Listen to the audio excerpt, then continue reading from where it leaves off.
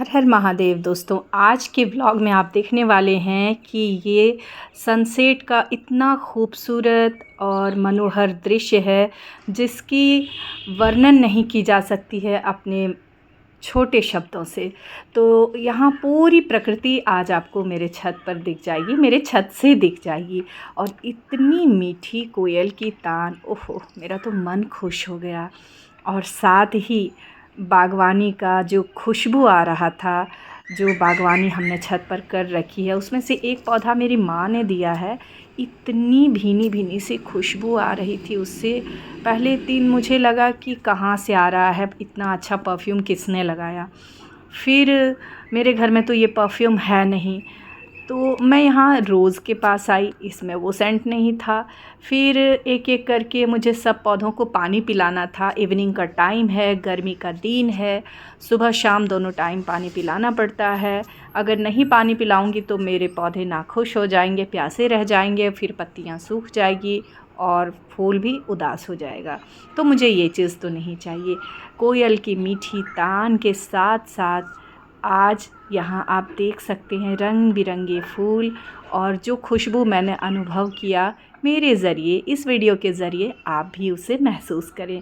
तो मेरे प्यारे व्यूवर्स, आज की ब्लॉग कहीं से भी अगर पसंद आए तो वीडियो को लाइक करें, ज़्यादा से ज़्यादा शेयर करें, क्योंकि आज मैं सिर्फ यहाँ पौधों को नहीं दिखा रही हूँ, ये हमें जीवन देने वाली जीवनदायिनी है। आज के इस भागदौड़ वाले जीवन से, स्ट्रेस भरी लाइफ से अगर आपको थोड़ी सी शांति कहीं महसूस होती है तो वो प्रकृति की गोद में आकर होता है। तो पूरी प्रकृति मेरे छत पर समा गई है। खुला आसमान, शाम का समय और कोयल की मीठी तान और इन फूलों के, रंग बिरंगे फूलों की खुशबू मुझे अपनी ओर बहुत ज़्यादा आकर्षित करती है और मुझे इतनी शांति मिलती है कि मैं बता नहीं सकती। तो पौधों से जो लोग प्यार करते हैं, जो प्रकृति से प्यार करते हैं, उनके जीवन जीने का अंदाज़ ही अलग होता है। और मुझे तो भाई बहुत ज़्यादा प्यार है। और यहाँ इस तरह से मैं ढूंढने लगी कि आखिर कौन से पेड़ पर वो मीठी सुर वाली कोकिलकंठ बैठी हुई है, तो वो कोकिलकंठ ये रही। और इतना अच्छा लग रहा था।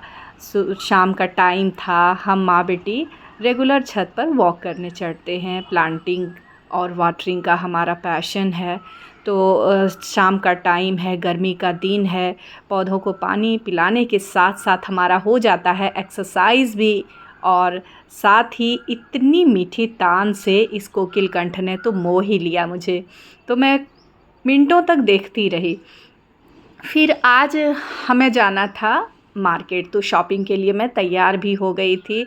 और शाम के समय हम लोग पैर हाथ धो करके, कपड़े बदल करके संझा देते हैं नारायण भगवान को। तो यहाँ मैं इतनी मंत्रमुग्ध हो गई इस कोकिलकंठ की आवाज़ से कि मुझे हटा ही नहीं जा रहा था। फिर मैंने सोचा ना बाबा, जल्दी जल्दी अब काम भी तो करना ज़रूरी है। फिर पौधों को पानी पिलाना शुरू कर दिया मैंने। तो यहाँ आप देख सकते हैं कितना सुंदर लगता है।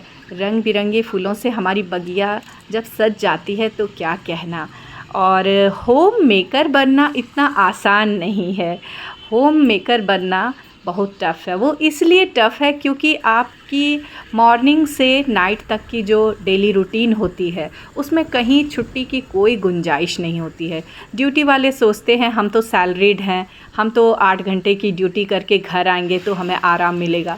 पर हम गृहिणियों का आराम कहाँ, हम गृहिणियों के नसीब में आराम कहाँ। यहाँ कुछ खरपतवार मुझे दिख रहा था तो मैंने उसे हटा दिया, नहीं तो एक खरपतवार पूरे पौधे को बर्बाद कर देती है। ठीक हमारे निजी जीवन में भी कुछ खरपतवार ऐसे आ जाते हैं जो हमारे जीवन को तहस नहस करके रख देते हैं। तो इस वीडियो के माध्यम से मैं आप सबों को सलाह देना चाहूँगी, मेरे प्यारे व्यूवर्स, कि अपने जीवन से उन खरपतवारों को हटा दें जो आपके जीवन के सुख शांति को भंग करने की कोशिश करें।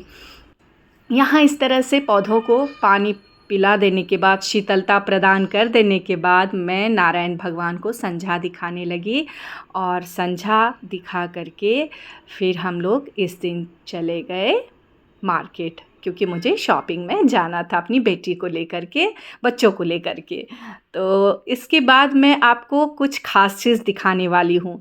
ये रहा, आज मैंने सुबह-सुबह, संडे का दिन था तो मलाई फेंट दिया। संडे का दिन होता है, इस दिन घी बनाने वाला समय होता है मेरा।